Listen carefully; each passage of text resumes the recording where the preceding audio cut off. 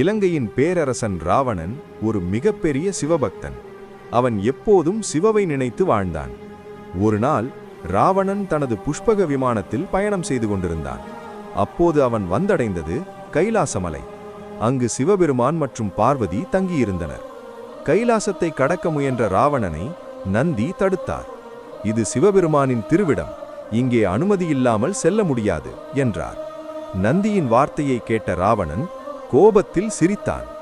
என்னை யாராலும் தடுக்க முடியாது என்று கூறி முழு கைலாச மலையையே தூக்க முயன்றான். ராவணன் தனது கைகளாலும் மலையை தூக்க ஆரம்பித்தான். முழு உலகமே அதிர்ந்தது. தேவர்கள் பயந்தனர். சிவனே ஒரு அடி. அப்போது சிவபெருமான் தனது காலின் விரலை மட்டும் மெதுவாக அழுத்தினார். ராவணனின் விரல்கள் சிக்கிக் கொண்டது. அப்போதுதான் அவன் புரிந்து கொண்டான், என் சக்தி பெரியதல்ல, சிவபெருமானின் சக்தி முன்னால் நான் ஒன்றுமில்லை என்று. அவன் மனம் உருகி சிவனை புகழ்ந்து பாட ஆரம்பித்தான்.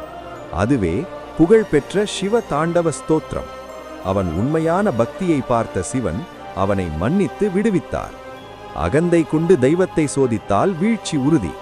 தாழ்மை கொண்ட பக்திதான் உண்மையானது.